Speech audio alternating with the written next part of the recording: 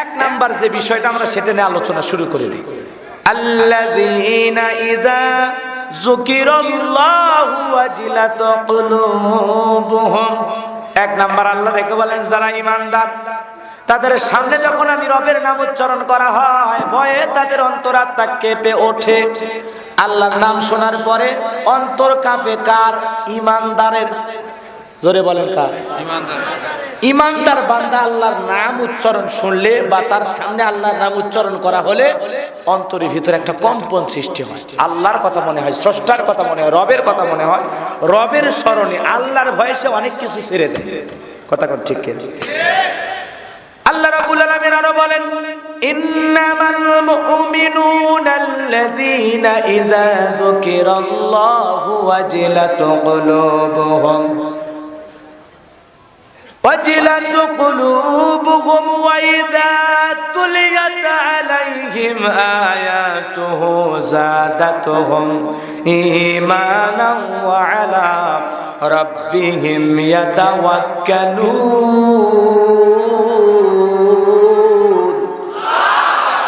সূরা আনফাল আয়াত নাম্বার 2। আল্লাহ ডেকে বলেন নিশ্চয়ই যারা আমার মুমিন বান্দা, আল্লাহ মুমিনদের কথা বলতেছেন, আমার মুমিন বান্দাদের সামনে যখন আমি রবের নাম উচ্চারণ করা হয় ভয়ে তাদের অন্তরাত্মা কেঁপে ওঠে, কম্পন সৃষ্টি হয়। তারা এতটা ভয় পায়, এতটা ভয় পায় তাদের সামনে যখন আর আমার কালামের আলোচনা করা হয় যাদাতুহুম ঈমানা। আমার কোরআন শোনার পরে, আমার দ্বীনের আলোচনা শোনার পরে, ইসলামের কথাগুলো শোনার পরে মনটা যদি আবু বকরের মতো হয়, মনটা যদি ওমরের মতো হয়, উসমান আলীর মতো হয়, কোরআন শোনার পরে যাদাতুহুম ঈমানা, তাদের ঈমানটা বৃদ্ধি পেতে থাকে, ঈমানটা বেড়ে যায়। জোরে বলেন না আল্লাহু আকবার। ঈমানটা এত বেড়ে যায়, এত বেড়ে যায়, এত বেড়ে যায়, তখন তারা সব বিষয়ে কেবলমাত্র শুধুমাত্র একমাত্র আমি আল্লাহর প্রতি ভরসা করে বলেন আল্লাহু আকবার। তাহলে মন যাদের আবু বকরের মতো নরম তারা শুনলে ঈমান বাড়বে, আর যাদের মনটা আবু জেহেলের মতো, কার মতো? আবু জেহেলের মতো মন, তারা কিন্তু শোনার পরে ওদের শয়তানি, ওদের 2 নাম্বারে আরো বেশি বাড়বে। কথা কোন ঠিক কিনা? সারা রাত রাসূলের বাড়িতে দাঁড়ায় দাঁড়ায় কোরআন শুনে, সকালবেলায় সকালবেলায় বলে নবী মুহাম্মদ পাগল। কেরা আবু জেহেল তুই কি ছাগল? সারা রাত কোরআন শুনে সকালবেলা পাগল জাদুকর বলে কোরআনের কথাগুলোকে বন্ধ করে দেওয়ার ষড়যন্ত্র করে। কথা বলেন ঠিক কিনা? আবু জেহেল কাফের হয়ে কোরআন বন্ধ করার ষড়যন্ত্র করে দিনের বেলা। কোন বেলা? রাতে কোরআন শুনে দিনের বেলা বন্ধ করে।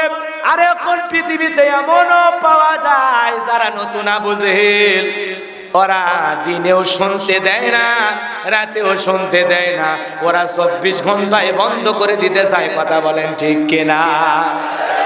আবু জেহেল তো রাতে শুনছে আর এরা রাতেও শুনতে দেয় না। কথা বলেন ঠিক কিনা? আছে না নাই? আবু জেহেলের চাইতে তোর চরিত্র খারাপ। কথা কন না কেন?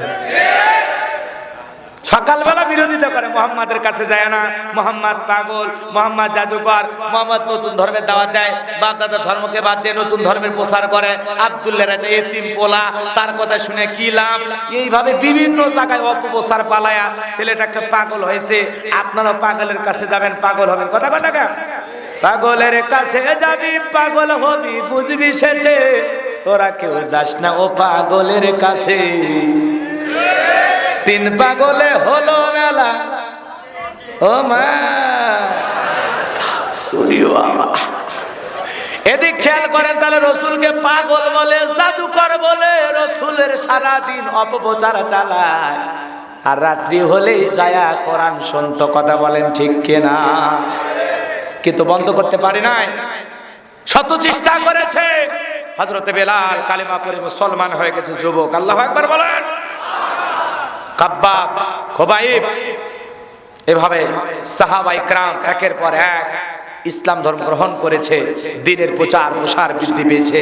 হযরত ওমর 27 বছরের টকবকে যুবক ইসলাম ধর্ম গ্রহণ করেছে। কথা বলেন ঠিক কিনা? এজন্য যুবকদের ইসলামের দিকে এগিয়ে আসতে হবে। আজকের যুবকেরা যদি সেই ভূমিকা পালন করতে পারে, এজন্য যুবকদের প্রয়োজন, যুবকদের রক্তের উপর ইসলাম প্রতিষ্ঠিত হবে। কথা বলেন ঠিক কিনা?